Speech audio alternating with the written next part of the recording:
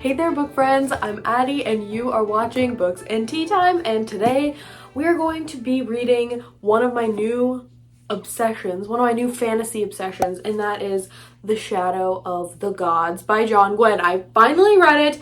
This is technically the first installment in the Help Me Choose My TBR series. You guys far and away voted for this one so much. I'll have a link to that video in the cards if you're interested. But basically, I just went through my existing TBR and asked you guys to help me pick where to start. That was months and months ago, and I finally picked up The Shadow of the Gods. I read it and it was so good, and as you can see, I am already done. So I'm doing this intro after having completed the book so that I can tell you my rating ahead of time, because this is going to be a spoiler reading vlog in a similar vein to my Stormlight vlogs. If you aren't aware, I have a series on my channel where I have read the first 4 books in the Stormlight Archive by Brandon Sanderson. And because so many people have been really liking those videos, I thought that I wanted to experiment with just doing that for fantasy books, because I don't typically like to do spoiler reading vlogs, especially for standalone books and especially for newer books, because I don't want to exclude people who might just want to hear like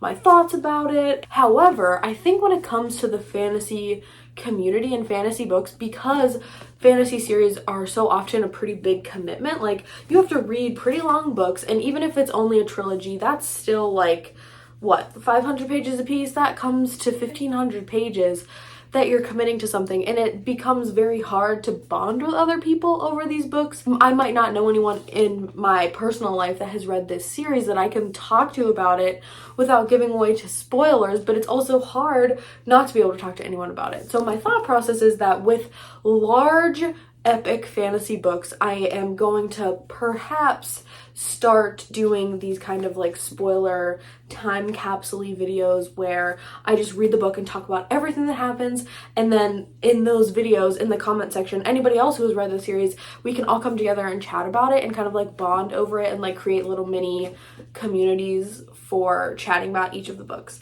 That's my theory. If you guys aren't a fan of it, you can always let me know and I can go back to just doing like spoiler-free videos for these books. But basically, I wanted to do my intro after having read the book so that I could tell you my rating, because I still want the people who haven't read this book yet to be able to know my recommendation.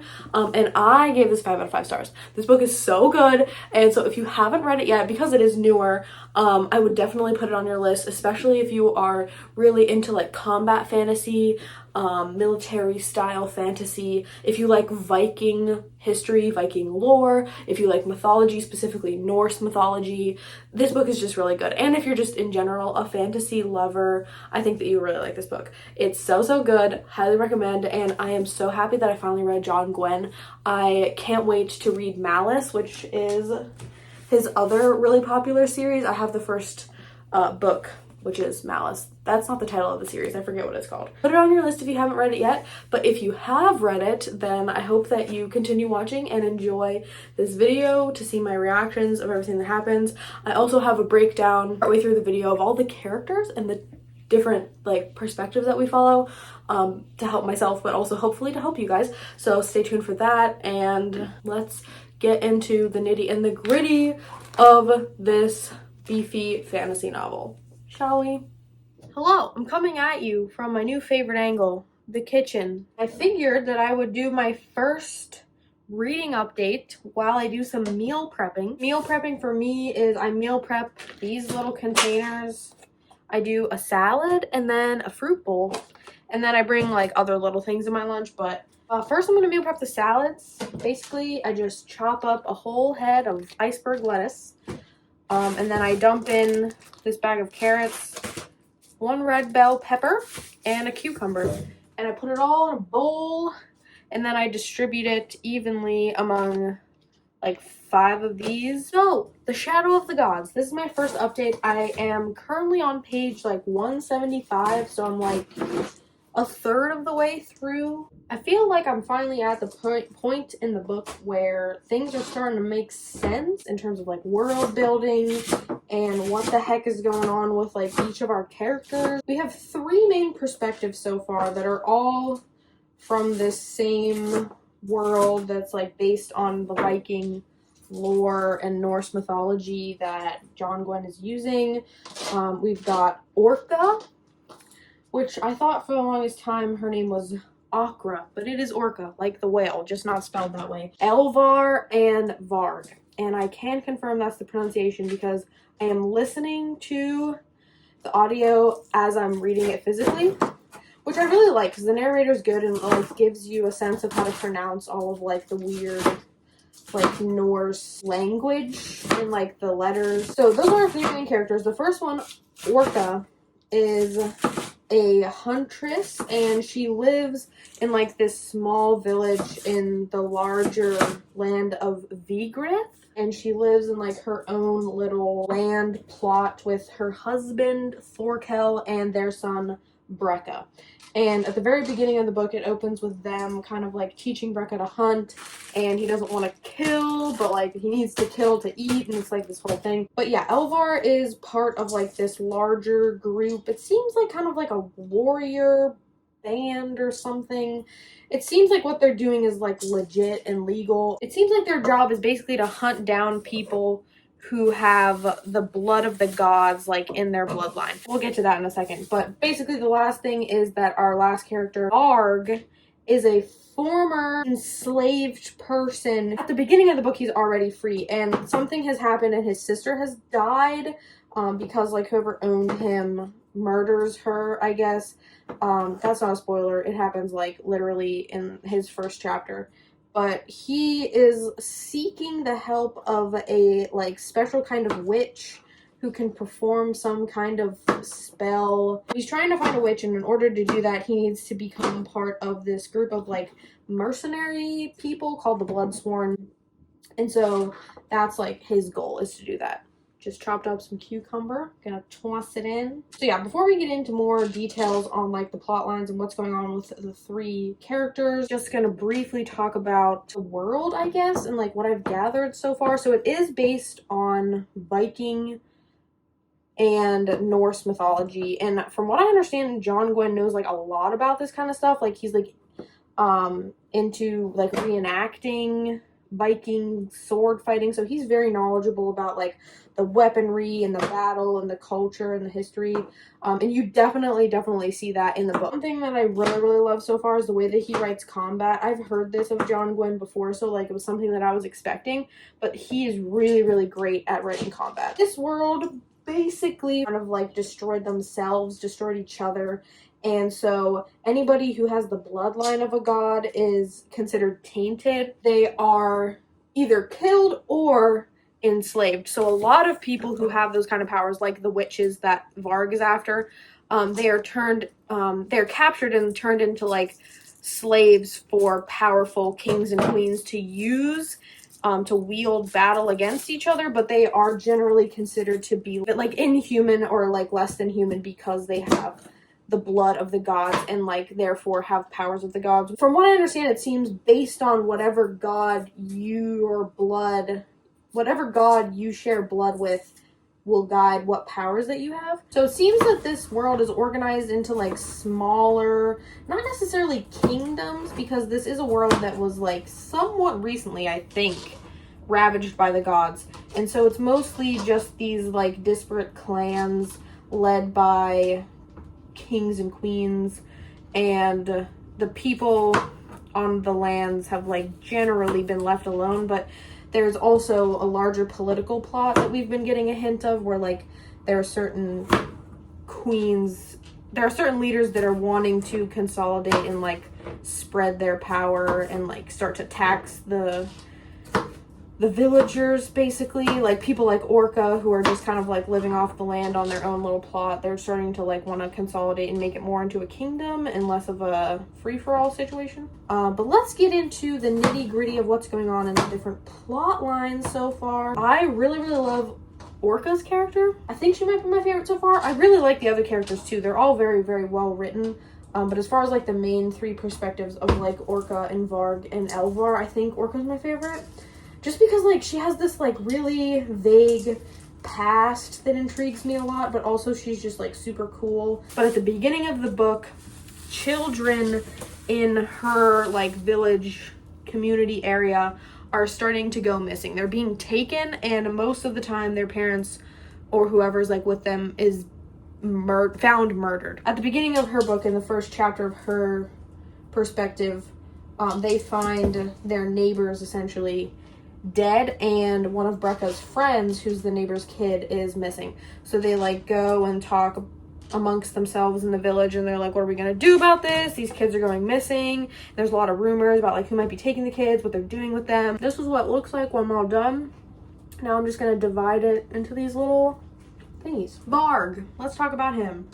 So Varg, as I said, is the recently escaped, enslaved person. They're called thralls in this world. So his sister has been murdered. He's trying somehow to avenge her death, and he needs the help of this special kind of witch to do it. So he wants to become a member of the Bloodsworn, which are these mercenaries. So at the beginning of his chapter, he's like on the run from his former owner, like the person who enslaved him. He's like on the run trying to get away from him, and he runs into this group of mercenaries in this village, this area, this community, and he fights this huge half troll dude, and like it's obvious that he's gonna lose. They're like doing some sort of, you know, just like betting fighting ring situation. He fights this guy, and it's like obvious that he's gonna lose. He's beating the crap out of him, but then he like takes a bite out of his leg, and the leader of the Bloodsworn is like impressed by that, so he takes him on as like a trainee, as like an initiate, I guess, of the Bloodsworn. And so basically all we've seen from him since then, up until the point where I'm at right now, is that he's just training with one of the women of the Bloodsworn. She's like teaching him how to like use a sword, a spear, or well, not a sword, but like an axe, a spear, things like that, and training him to like be ready to help on whatever mission they are on. They seem to be a little more like morally gray, but like well liked in the community and in and around the place where they're at right now. Presumably he's just gonna get better at fighting, and you have to like do something courageous or prove your loyalty to officially become part of the Bloodsworn. It's very like vague, but I get the sense that he's gonna have to prove himself in the very near future. Before we talk about Elvar, I'm about to do the fruit bowl, which is even simpler. I just chop up some pineapple and some mango and some kiwis for a little tropical bowl action. This is already chopped up, but they're pretty big chunks, so I usually cut them down a little bit. Elvar. So it says on the back that she's a noblewoman. She also seems to be some kind of warrior. I don't know. She's part of this other group, the name of the other group I cannot remember, but she's part of some kind of warrior search party, and they are hunting a man who is a member of the Tainted. They're trying to like find him in this village, and so like the first scene you see, they're like, they roll up on this village and they're like, turn over this guy, and they say no, and then so they have to like fight people and kill people. And she seems to have like a close friend or partner in one of the other members of her group named Grend. He's like very much like grumpy, old, but like a veteran member of this group, and she's like the young, spunky, new person on the team, like ready to prove herself. They are just tracking down this person who is tainted. It seems like he might be connected to some sort of bear god, because he can like kind of turn into a bear man. They catch up with him because this troll starts fighting the bear guy, and so they start fighting the troll, and it's very vivid and gross, cool and amazing. Again, the way that John Gwen writes fight scenes is amazing. I love like how quick the fight scenes are. Like they fight this troll and it literally takes up maybe 2 pages, but like the detail is still there and the language is there, and like he just paints it so wonderfully, but like at the same time, like the language he uses, like it's so visceral. And I like the way that he portrays battle is very fast, because in reality it is very fast. But anyway, what I was talking about was Elvar. They kill the troll and they catch the guy that they're after, who has the god blood in his veins, and he is with his wife and son, and the wife turns out to be a witch. They've captured them and they're traveling with them now, and they have like these like collars that they put on people, which I think somehow control their magic. There's a lot of stuff with blood oaths. So like in Orca's storyline, her son and her family have like made an oath with these beings that live around them, and they are kind of like, they're part of the old gods. Like, they're kind of just like beasts, like snake-like, dragon-like creatures, but like very small scale. And Orca and Thorkel and Brecca have this like being on their land that like is basically a sentry. Orca literally has to like give the monster her blood and spit every morning to like keep the pact going. There's like so many weird things going on. It's like, again, so visceral and violent, but like in a really cool way. But one last thing we have to talk about, huge crazy thing that happened last night. I like kind of saw it coming, but also I'm kind of really surprised that he did it, but also really glad, because it just shows that John Gwynn can freaking kill characters, which is like one of the main cool things in fantasy, is when, you know, it's surprising. It's not too formulaic. So in the very last chapter that I read from Orca, they want to leave their area, their land, because they're not down with the whole like nobles trying to control them more and pay taxes, this and that. Orca goes to like consult with some kind of being. Again, I haven't really put a finger on all of the magic going on. And while she's gone, these people attack her home and they kill her husband and take Brecca. So that was really wild. Can't believe that they killed Thorkel like that. I kind of liked him, so it's a little sad, but at the same time, again, the unpredictability and ability to kill characters is something I definitely admire. She is now on the warpath, and she like dug up her old uniform and her old weapons, and she's like ready to go. She catches some of the people, not the people who have her son, but she like catches some of the people who are like stuck lagging behind, because she like comes and chases after them, and she's like torturing them and killing them, and she's just like so badass. I love her. So she is now on the mission, on the hunt to find Brecca. Probably gonna read a little bit more tonight. We're going to draft for fantasy football, I think, in a little bit with our friends. It's getting to be that time. Peace out. I'll talk to you when I have more to say about the Shadow of the Gods. Hi, Beanie. Say hi. Isn't he so cute? Oh, I just love him so much. Hello. I am in bed right now. I just reached the halfway point in the Shadow of the Gods. I have so many things to update you on, things to say. I am currently on chapter 27. I'm really starting to see how the three perspectives are going to converge. Elvar in the past like 70 pages is really growing on me. Like, Orca and Elvar are fighting for like my favorite character, but like I love Varg too. I just feel like we've been getting more of the other two in their plot lines. So let's talk about what's happened with Orca. So we've got two big reveals. They're like middle of the book plot reveals that kind of like changes the game for what's going on. First and foremost with Orca, so she goes back to Fellure, where they were having like that big meeting with Queen Helga, who I forgot to mention by name. She is the monarch who's trying to like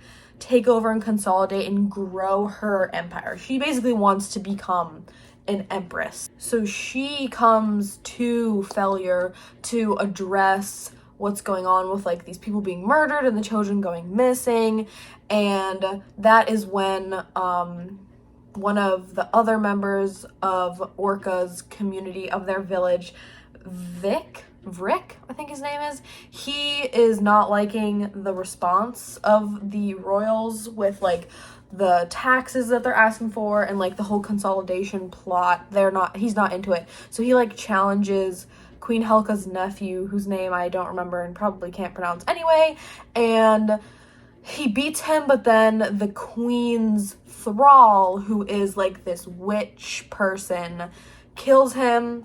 And that's important because his two sons want to avenge their father's death, and Orca runs back into them. So Orca returns after she buries Thorkel and kills those two scouts and gets information from them about Brecca and where like Brecca is headed. She goes back to Fellure and confronts in like the dead of night and sneaks in and wants to confront the thrall, who Queen Helga's like witch slave basically. And so she goes there and she's like, I know that you are the one who is responsible for my husband's death. Tell me where they took my son. And she's like, I saw you taste his blood. And then that's like this like moment where I was like, what do you mean? Like, why are we like harping on the fact that she tasted Thorkel's blood, this witch? Like, why is it so important? And then I realized that it's because Thorkel had tainted blood, which means Brecca has tainted blood. I don't know if Orca does, or if she just disagrees with like that cultural anxiety and the cultural norm of like anti-blood of the god situation. We now know that the witch who works for Queen Helga was sent here secretly to look and sniff out blood of the gods, and so when she tasted Thorkel's blood, when she realized that he had god blood in his lineage, and so now they took Brecca. So presumably they're taking children who have the blood of the gods and maybe like experimenting on them. That's my working theory. She stabs Queen Helga and like slashes her face, stabs the witch lady in the gut, and then she's like, I'm out. And so she runs away with Rick's 2 sons, who came back and tried to avenge their father, and it like didn't go well because they're really young and they don't know how to fight.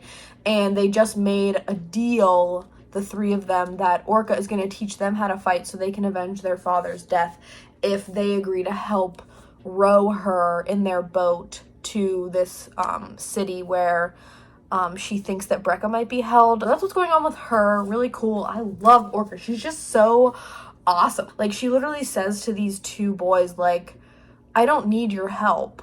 And they're like, well, this is our boat. You need our boat. And she's like, I'll take your boat from you. Like, I could. I'm not going to, but I could take this boat. I could do whatever the hell I want because I'm a boss-ass bitch. And I just love that about her. I love her just, like, straightforward energy. Like, stop at nothing. Like, that, like, I am gonna get my son back, and anybody who gets in my way is going to get an axe to the face, and that's that. So this is where the plot lines are starting. They haven't converged yet, but I see the trajectory of where they're going to connect. So Varg, who again is part of our Bloodsworn gang, he's training, he's getting to know people.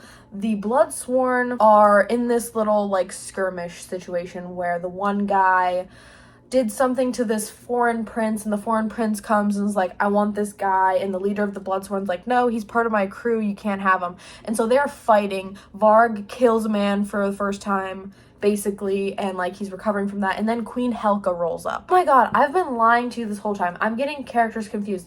Everything I just said is true, but replace Queen Helga with Jarl Sigrid. Oh my god, I'm probably confusing you, but I'm confusing myself. There are so many characters in this book, and all the names are really confusing, but basically everything I just said with Orca, every time I said Queen Helga, I meant Jarl Sigrid, and now I'm actually talking about Queen Helga.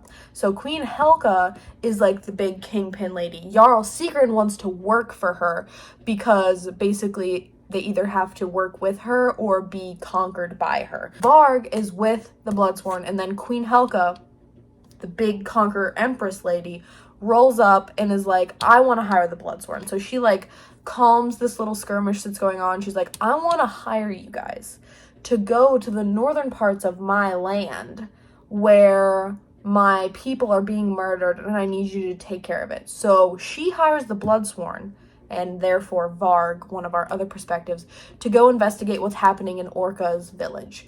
They are going to go find whatever is killing and eating people and taking children, and they're going to handle it, because it doesn't look good for Queen Helga when she's trying to like absorb all these little kingdoms into her big land plot if she can't protect them, because like why would they pay taxes and, you know, submit to her if she's not even going to protect them. They are on their way there right now. That is what's going on with that plot line. Last but not least, the other big plot reveal situation.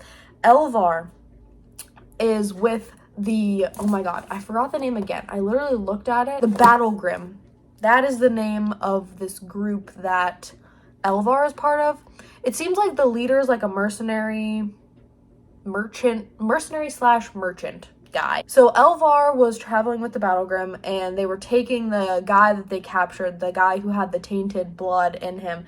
They took him to Elvar's homeland in Snakavik, which is really, really cool. It's basically an entire city built on and inside of the skull of the snake god that died, like, presumably a very long time ago. So they literally live inside of this snake skull. And so this is where Elvar grew up, and we kind of know that, like, going in, she's like, oh, I have to go home, and we know that there's some tension there, but we don't know why. And Snakavik is the home of Jarl's store. Jarl, I think, is just the Viking word for king, if that's confusing anybody else. That's how I understand it. So King's Store, let's call him. He is one of the other minor territories that's, like, kind of bumping up against Helka and where she wants her land to be. Elvar and her captain, chief guy, and Grand, and then a couple other people escort this guy that they trapped, this tainted person that they have captured, and they bring him to King's Store, Jarl's store, and sell him to this guy because they know that he'll pay the highest price. And when they're in this negotiation, they bring up, there's this, like, head of a giant that's in this hall, but it's, like, sentient, so it can talk, but it's just a head of a dead giant, but I guess it's, like, undead because it's alive still. I don't really understand. Is like, oh my gosh, Elvar's here. And everybody's like, what? And then I was like, what? And then you realize Elvar is Jarl Stor's daughter. And she ran away from home because he was going to, her father wanted to arrange for her to be married to Queen Helka's son.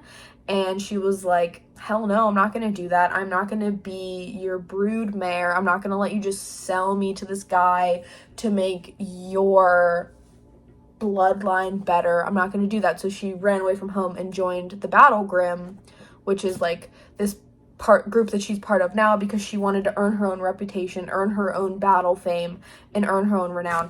And there's this amazing scene. I highlighted it, or I tabbed it so that I could come back to it, because literally I read this and I was like, this quote made me, like, elevate her to my favorite character. And then, like, Orca did something like 20 pages later, but, like, I'm telling you, those two are on the same wavelength. I can't wait for them to meet each other. That scene, just, like, I don't know how it would play out, but I just want them to interact somehow. But there's a scene where Elvar is confronting her dad, and, like, talking to him, and he's like, oh, what have you done? And, like, her brother is like, you should have stayed and done what dad wanted you to do. And she says, this is where you do not understand me. You do not control me. No one does, and no one ever will. And I was just like, yes, preach, Elvar. Say it, girl. She's like, I am going to do whatever the hell I want. I'm going to run away, and I'm going to become this up-and-coming warrioress lady, and I'm going to earn my reputation. I'm going to earn renown and battle fame, and I'm going to be better than you, Dad, you little shithole, trying to sell me off to some queen lady to make your life better. Like, hell no, I'm not going to do that. And then her dad kind of spins it on the head and is like, okay, fine, if you don't want to be a bride, what if I, like, give you all these ships and you can be a leader? And she's like, and so now she's trying to decide what her dad's actual motives are and if it's worth taking him up on that offer. So that's where we're at with all the stuff that's going on. I can't wait for Orca and Elvar to meet. I hope it happens in this book, but it's a series, so maybe it won't.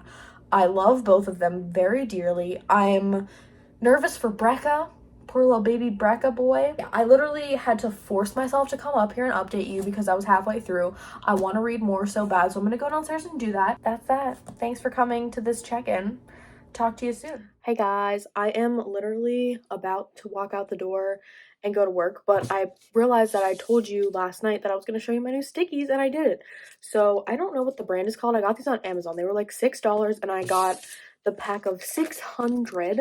So it's just like these 3 little things, and you get all these colors. I really wanted something with more color options, so I grabbed these. You can get them in a pack of 1200, but I wanted to try them first, make sure that I like them, make sure that I like the colors before I got the really big pack.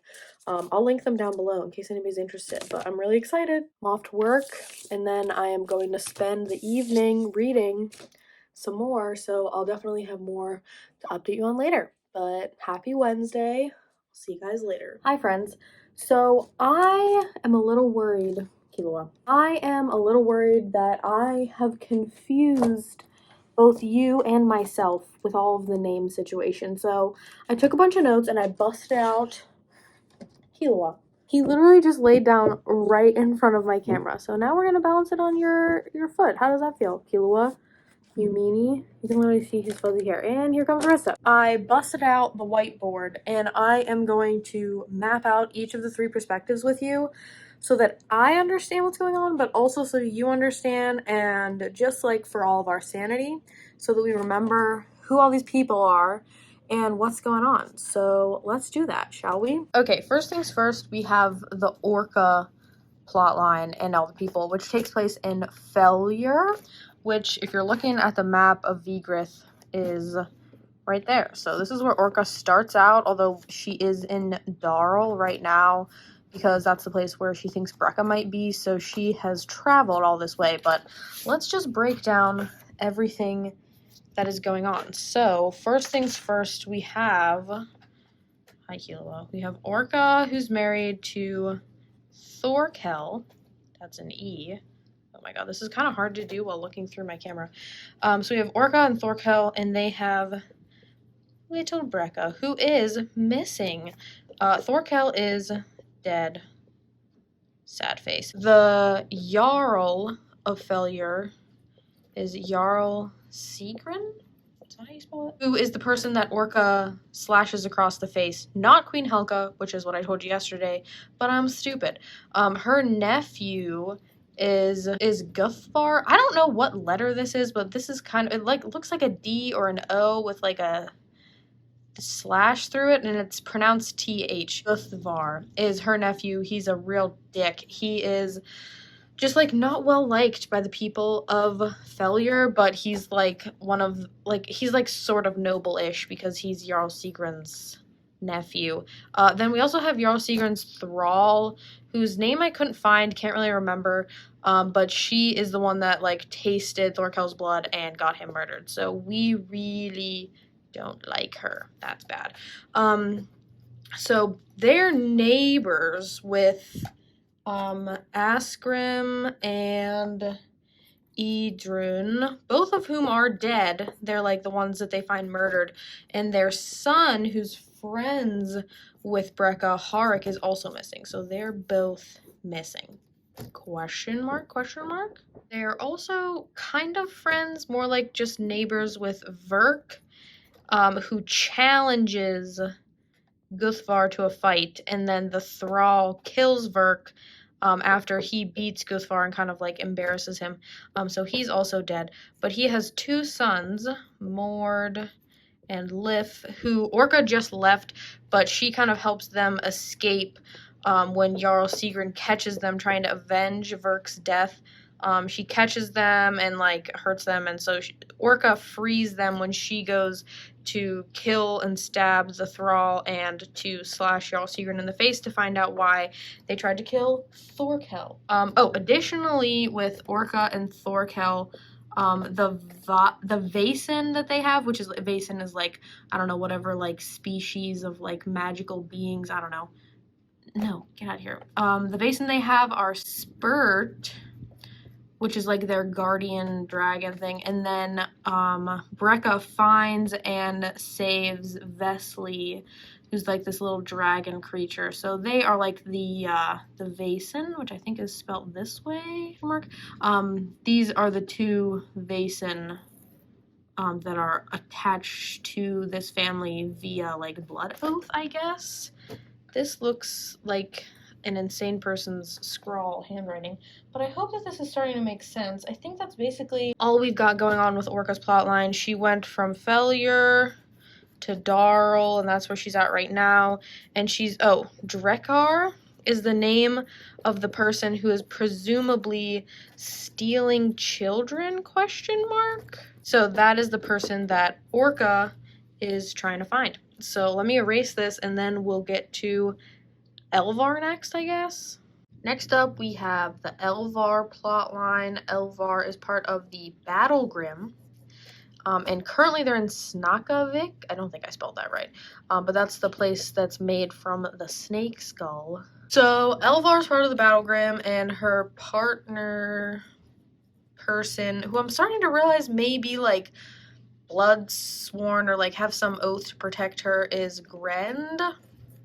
Not really sure what that whole situation is. We've gotten like some like offhanded comments about the hint to like maybe he swore an oath to Elvar's mom to protect her, and that's why he follows her everywhere, but like they are kind of like partners in this whole crime situation. But the leader of the Battlegrim is called Agnar. So he is like the merchant guy that like leads them around, and they go after the different people that they're capturing to make money and then like sell them to the highest bidder. His second in command, from what I have gathered, I think is Sigvat. I think that's how you spell his name. Hold on. Second in command helps him run things, get things done. Some other members of the Battlegrim that we've met so far are Bjor, who I think has a thing for Elvar, but I don't really like him. He seems kind of annoying. And we also have met Kraka. She is a witch, so she is technically enslaved and therefore is a thrall, and she works for Agnar, but because he has like a particular, he has some kind of particular respect for her, so she's treated a little bit better, but she essentially uses her witchy powers to serve him. And at the beginning-ish of the book, the Battlegrim is hunting the guy called Barak Bjornason. He's the guy who has like god blood. What even is that letter that I just wrote? Blood. God blood.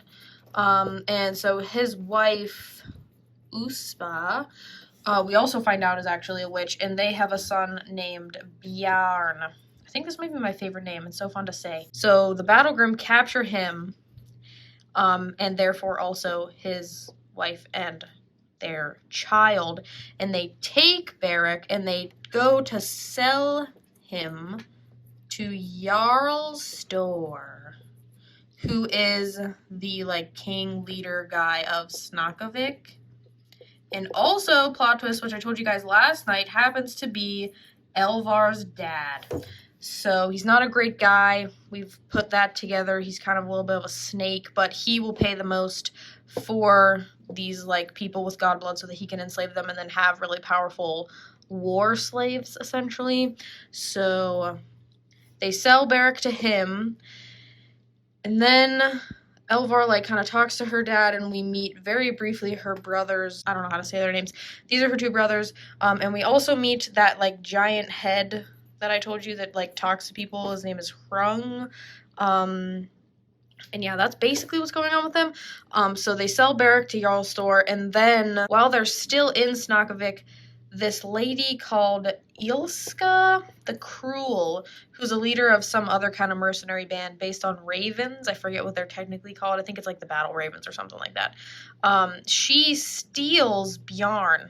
She captures Bjarn, and then Uspa tells Elvar and Agnar and Grend that she knows the way. They wanted her because she has this special knowledge, but instead they took Bjarn. But she knows the way to this mythical place called, this is a real mouthful, let me write it down first, Oskutreth, I think this is how you say it. It's got that weird like character at the end. So this is the mythical place. A lot of people think it doesn't exist, but she knows the way there, so presumably it actually is real. It's the place where the gods fell. So all of their skeletons are there, and presumably all the weapons that the gods used to like defeat each other and like basically end the world are there. So Agnar, Sigvat, Kraka, Elvar, and Grend all swear a blood oath to Uspa that if she takes them here, that they will help her get Bjarn back. So they like do this weird blood ritual and like pledge their lives to do that. So that's what they're on their way to do right now. That's all the people that we've got here. That's a real like chaotic interpretation of it, but those are all the people that we've got in the Elvar plot line. Okay, last but not least, we have Varg. And so at the beginning of the book, Varg is in Liga, and he becomes a member of the Bloodsworn. So we've got a lot of people in the Bloodsworn in this plot line also. Specifically, let's go through them. We have Einar Half-Troll. This is the guy that Varg bites in the leg. Oh my god, I just almost wrote half-troll. So he bites him in the leg, and that's how he gets recognized and initiated into the, like, as an apprentice to the Bloodsworn. They have since made up. They're on better terms. But he's just this really, really huge, tall guy. I don't know if he's actually half troll or if they just say that because he's really big. Then we have Svik, who quickly befriends Varg. He's the one that's obsessed with cheese. It's a really weird characteristic, but it's true. Also, we have Royka. Rokia? I don't know how to say her name. She's the one who trains Varg in, like, basics of sword fighting, or I keep saying sword fighting, but they fight with axes mostly. So she's training him to fight with axes and stuff, basically training him to be part of the Bloodsworn. The leader of the Bloodsworn, I guess I'll put his name up here, is Glornir Sulich. I don't know if he's necessarily important, but this is the guy that Prince Yaromir wanted to take, and then Glornir said no, but that's not really, like, turning out to be important. I don't know if it is. So in Liga, this is where they are talking with Jarl Loger, and, like, he's kind of hosting the Bloodsworn, and then Queen Helka shows up. She is the one who is trying to, like, conquer and become an empress, basically. Before she shows up, that's when the Yaromir guy comes. He's, like, a prince. Queen Helka has a son named Hakon, who actually Elvar's dad wanted her to marry to, like, unite their little kingdoms, but she said no, and that's why she ran away. She also has the guy Skulk, who ends up going with the Bloodsworn on their mission. She's like he is her right-hand man, I think, from what I've gathered. Oh, another member that we've been introduced to is Torvik. He's kind of young and friendly, befriending Barg. He's also one of the Bloodsworns. We'll put him over there. In terms of Varg's backstory, so his sister Froya is dead. Very sad. Oh, we're very sad about that. So it seems from what I understand that Varg doesn't know how she died, but he needs to get a witch to perform some kind of ritual in order for him to see how she died so that he can properly avenge her. But until he's a full member of the Bloodsworn, he can't use the powers of their witch, whose name is Vol. She is the Sether witch. I think that's how you say it. Sether witch. She is the witch of the Bloodsworn, so she's, like, employed, but also technically she's a thrall, but she also is, like, similar to Kraka. She has some renown. So he wants to find out how Froya died. His previous owner, the person who enslaved him, is Kolskeg, and he worked on his farm, like, all his life. I think Froya was there, too. So presumably he is somehow responsible for her dying, but we're really not sure how. So that's his backstory. That's his whole purpose in life, is to become a member of the Bloodsworn. So that he can figure out how his sister died.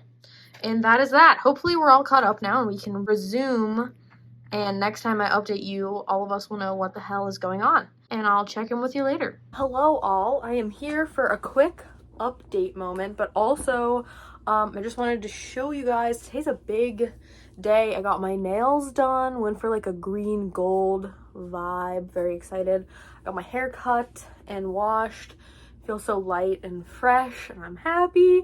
And I also stopped at a bookstore that was near my hairstylist's place, and I got 2 books that I really quickly wanted to show off. First and foremost, in all of my spoiler vlogs for Stormlight, I always buy the next book in the series in that video where I'm, like, reading the previous book. And so I bought The Hunger of the Gods, which is the second book in the series. This is just came out earlier this year, so these are the only 2 that are out in the series so far, and I literally am already stressed about having to wait for the 3rd installment. I think this is supposed to be Fenrir, or, like, inspired by Fenrir, so that's really, really cool. I got it. It's just, like, so thick and chunky. And also another fantasy book that I have been absolutely dying to get to ever since it came out this summer is The Final Strife by Sara El Arifi. And I'm also gonna vlog the entire reading experience for this. I haven't decided if it's gonna be a spoiler vlog or if it's gonna be non-spoilery. Because it's so new, I don't like to do spoiler vlogs for books that are this new. However, I'm starting to notice that I really like doing spoiler vlogs for fantasy, so I'm torn on whether or not I am going to do a spoiler vlog for this or not yet, but it will be getting read. I just read the blurb on the back about the author, and it says that this book is inspired specifically by Ghanaian folklore and Arabian myths. Fantasy that is inspired by folklore and mythology. Just like it's my bread and freaking butter. I love it. Both of these. This has got the Norse mythology. This has got the Ghanaian mythology, folklore, Arabian folklore vibe. Like, I'm so excited. I have heard nothing but stunning things about this. So we're definitely going to be reading this soon. I'm about to sit down and read for a little bit. I have just over 100 pages left in this book. Varg and the Bloodsworn are still traveling north towards the Boneback Mountains to where these people are going missing, being murdered. He's trying to decide and at war with himself on whether or not he should wait to become a full member of the Bloodsworn to use the powers of the Sether Witch, or if he should make a deal and kind of betray these people that he is becoming very close with and betray the Bloodsworn and work with the Galderman Skulk. I haven't said much about the Galderman yet, and I'm really just like kind of learning very recently about them, but it seems that in this world, Galdermen are kind of like warlocks, I guess, and their magic is sort of like an approved magic because like they learn it and it's like the result of an education in magic, and rather than just it being like inherent in your blood. So the blood magic of like, and the god magic of like the Sether witches and the Vaesen, that is dangerous, that is taboo, that is sort of like outcasted magic. And the magic of the Galdermen is more controlled, I guess. Orca, I think the last time I talked to you, she had just found Drekker's hiding place. He's the guy who presumably is involved in like taking Brekka and all these other kids. So she goes, she rolls up, and she just like starts, you know, guns ablazing, except she has a sword and an axe. So she's like fighting people and like brutally murdering them, and just like, where's my son, where's my son, where's my son? And she's just like so ruthless and determined, and I love that about her so much. She's like, I am not gonna play around, I'm not here to play. And it's so good. I love her character so much, like no question. She's absolutely amazing. She's my favorite. She's quickly becoming one of my favorite like fantasy characters, period. So she goes off on her own and tries to kill Drekker basically, and she kills a bunch of other people, but he gets away and escapes. And so then Mord and Lift turn up again and kind of help her get out of like a sticky situation with all these people. So she is finding herself back with them again, back with these inexperienced, young, naive kids, basically. I mean, like, they're like young adults, but to her, they're children. So basically, if you're looking at the map of Vigorith right here, this is the Boneback Mountains right here.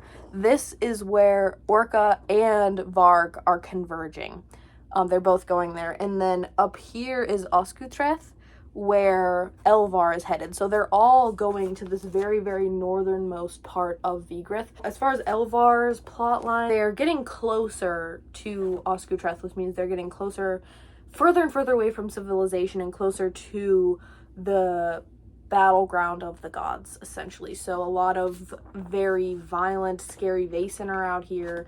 They're getting very close to dangerous territory. I don't know if I'll update you before I finish. I guess we'll see how it goes, see what happens. I have a feeling this last chunk is going to be very, very, very action-packed. So check in with you in a little bit. Oh my god! Oh, okay, I'm not done yet. But I had to update you guys. I am on chapter 48, page 420. I have like 50 pages left. Oh, it's just so good. I had to take a pause and talk to you guys because, oh my god, the plot twist. The Orca plotline, not much has happened yet. They're still like, they're getting very close to the Grimholt Pass, and just like basically either waiting for Githvar to catch up with them because he is chasing after them. So they're either waiting for him to catch them so that they can confront and hopefully kill him, or to reach the Grimholt Pass and maybe find Drekker and kill him. So that's basically all that's going on with Orca. Elvar started an intimate relationship with Bjor. Not sure how I feel about that. I feel like he's a little more cool now that I know that he's Berserkir, but he's still just like, I don't know, just like a side character to me. Like, I just feel like he's gonna die and I'm not really gonna care, you know what I mean? But Varg and the Bloodsworn, things are happening. They find this group of people. It's like a troll and some like warriors, and they have a bunch of thrall slaves, and they are kind of like mining this old site of basically a god's tomb, I think, from what I understand.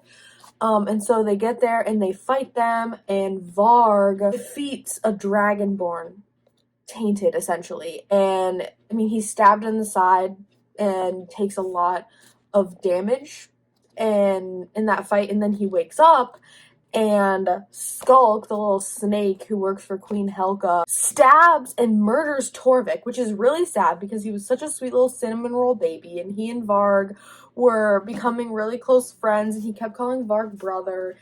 Did not see that coming at all, but again, John Gwen has no fear when it comes to murdering people. Skulk basically offered Varg, he was like, you killed a dragonborn, so I'm gonna offer you can either join me or like die. And so he knocks Vol over the head. Vol is the Sether Witch for the Bloodsworn, which we also find out, very side note, she is Uspa's sister. So Uspa is the Sether Witch that is with Elvar. But yeah, so Skulk smacks Vol over the head and steals her and basically plans to use her and her powers for his benefit. And then he escapes. Varg fights back and then gets knocked out again and left behind, I guess. And he wakes up and like Vic, Rikia, Einar, they're all like hanging out around him, and they're like, so we gotta talk. The Bloodsworn are all tainted, which is so freaking cool. I've been waiting for main characters that are tainted, that have god blood in their veins, and now we have all these characters, all these Bloodsworn. Not only are all the Bloodsworn tainted, but Varg is tainted, and he didn't even realize. So Varg has Ulfrir's blood in his veins, and so they are a secret tainted warband, essentially. And so that's a huge plot reveal. It was so cool. Love it so much. Also, Glornir, who is the leader, we find out that Vol is not actually his enslaved thrall. She's just like posing as a thrall, like for the sake of like keeping up this image that they're not tainted and that they're actually hunting tainted. She is Glornir's wife. So they are ready to rock and roll. Glornir's pissed. He offers Varg an official spot in the Bloodsworn, so they are going to go get Vol back from Skulk and make his life hell and avenge Torvik. And it's just so crazy, so cool. But I'm gonna read one more chapter, and then I'm gonna go to bed, and then I'm gonna finish it tomorrow after work. So I'll check in with you guys tomorrow. Good night, sleep tight, don't let the bed bugs bite. Peace. Hello, everybody. It is the end of this video, the final clip. I have finished The Shadow of the Gods. I actually just recorded the intro to this video, which is why you might recognize this outfit and this exact location setup. Finished The Shadow of the Gods. I read the last like 50 pages. I remember, I think the last thing I updated you on was when we found out that Varg was tainted.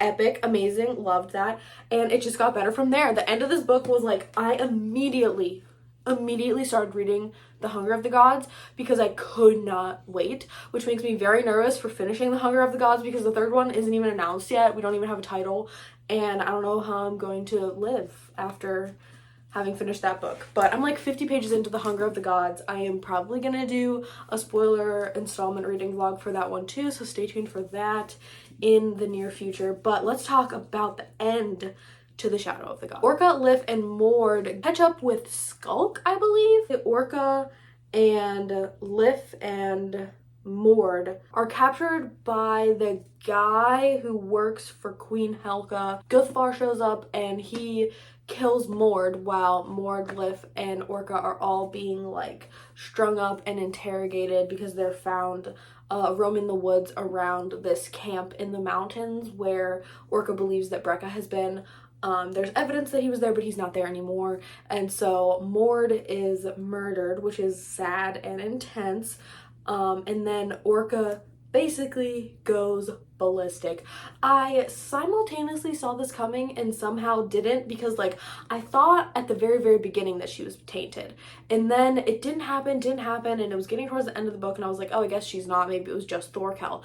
And then in the very like last chapter that we get with her, she just like turns and murders everybody. Like she goes on a rampage, she's like biting people and like taking chunks out of people. She also has the blood of Ulfrir like Varg does.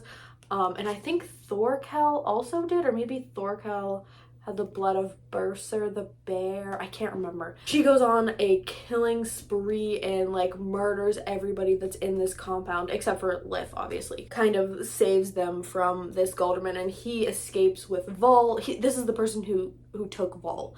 And so they escape, but Orca kind of like sees them escape, but she's like in this rampage, in this killing rampage. And then at the very end of the book, actually, Varg and the Bloodsworn catch up to where Orca is, and they find her with like all these dead people and blood around her. And I have to get the direct quote because it was crazy, absolutely insane that this is the thing. But so they find her, and this is literally the last page of the book. Last page. Like, how can I not immediately pick up the second book after this? So many things at once. First of all, we find out that Orca is Bloodsworn. Then we find out that she is the Skull Splitter, who is the former captain of the Bloodsworn that everybody presumed was dead. Not only that, but Thorkel is Glornir's brother. But what a way to end the book. How can you not immediately want to pick up the second book after a plot reveal like that? So the last thing we have to talk about, the very last epic moment, of course, is an homage to the cover, the scene that inspired this cover. The whole book I was waiting for this creature to show up, and the end of the book, it's not the last chapter, but it's like one of the last big moments, is that Elvar and the Battlegrim find Oscartreth, and they're like scavenging, grabbing a bunch of stuff, weapons of the gods, jewels of the gods, all this stuff. They see the bones of Ulfrir just like on the battle plane, and Ilska the Cruel and the Raven Feeder show up with all of the children that have been taken. They show up with them, they're kind of like possessed, and they perform this ritual and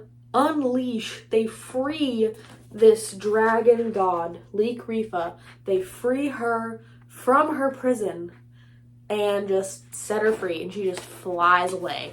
And they flee and they get her away, and just that's the end. They literally free a god, the dragon god, from her binds in the earth. So I have no idea the repercussions that will ensue in book 2 as a result of that, but wild.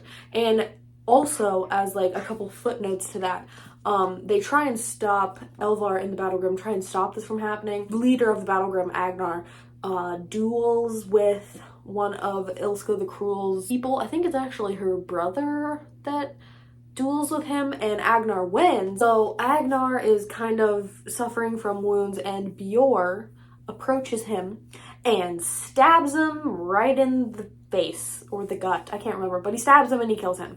And he turns on the Battlegrim and then goes and flees with Ilska the Cruel. So Bjor and his stupid, dumb face betrayed Elvar and the Battlegrim. I'm not surprised. I didn't see it coming, but I disliked his character from the beginning, and I didn't really know why. I just didn't like him. He was rubbing me the wrong way, the way that he was like acting with Elvar and acting around her, and I wasn't crazy about the fact that they were getting together. And now he has betrayed her and stabs Agnar after infiltrating the Battlegrim, I guess was like his mission, and he flees with them. So that's the end of the book. Agnar dies, Bjor stabs him in the back, Leek Rifa is freed, and Orca is the Skull Splitter.